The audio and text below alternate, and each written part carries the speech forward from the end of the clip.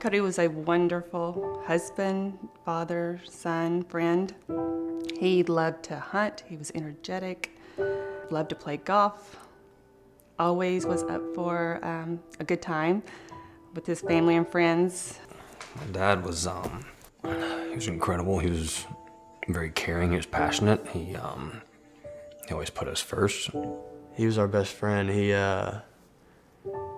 brought a certain light in the room with every situation. He came in and immediately put a smile on everyone's face. He is my hero. He seemed normal, perfectly healthy. Nothing seemed wrong or out of the ordinary. It was 2:01 in the morning. I'd heard snoring noises. I remember getting on my knees, trying to shake him awake, and me saying to him, "Wake up, you're in a deep sleep." Then he just stopped breathing. And in that moment, my life changed. I thought, he just died on me. We arrived at the hospital, not knowing if he was still alive or if he was dead. When we first arrived, they took us back into a room and did tell us that our dad had gone into cardiac arrest. This was much of a shock to us because he was healthy.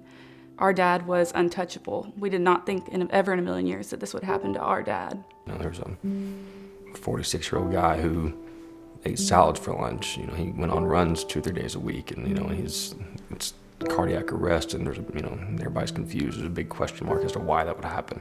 Dr. Nair, who was the doctor on call, she's an electrophysiologist, and she asked if there was any chance we had an EKG.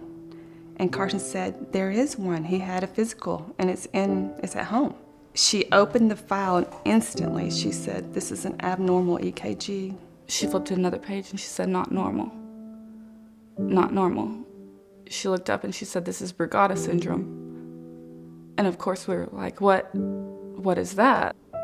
He never regained consciousness. So on July 26th, we were told there was no brain activity. And that was time for us to say our goodbyes.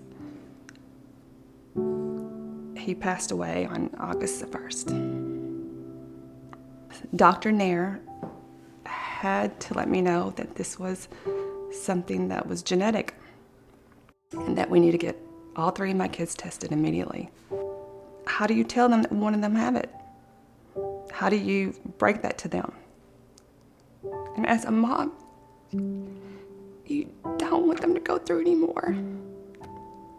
I was terrified, mostly because the thought of me having it, or the worst thought of my brother being next to me having it. The doctor was able to see that, thankfully, all the boys were clear of this. Nothing looked abnormal at all. She went ahead and wanted to be safe and test me too. I wanted it to be me. I kind of feel like I was the first line of defense, now that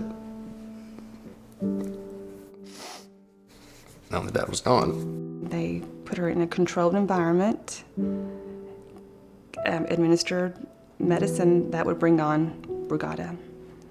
And we knew going into this that if she had it, she would go into cardiac arrest. And I did. And I woke up with a defibrillator placed in my left side. It was probably one of the scariest moments in my entire life. As a mom, you want to take all of the pain away from your children. And I know he would not have ever wanted this for them. Yeah, my sister's, she's very talented, she's very strong-willed, and she's very tough, to put it simply. I wasn't scared. I knew that my dad was watching over me. I'm extremely proud to be his daughter. I think that my mom and my brothers through it all were my strength. I truly would not have been able to do it without them. She is healthy, 23-year-old, living her best life like her dad would want her to do. She feels like the defibrillator is just a part of her now. It's something she's comfortable with. It's something that she's grateful for. This is a tragic story, but there is something good to come out of it, and there are lives to be saved. People that can be helped from this, people that can learn from this and help spread awareness from this, and I think that that is what my dad would want, and that is what I want. The American Heart Association means so much to me. It truly is close to my heart in every sense of the saying. You know, throughout your life, you're asked to support lots of charitable events, and you do it because you want to help others. But when it hits you or it hits someone you know, it's empowering to help others and to help them find cures.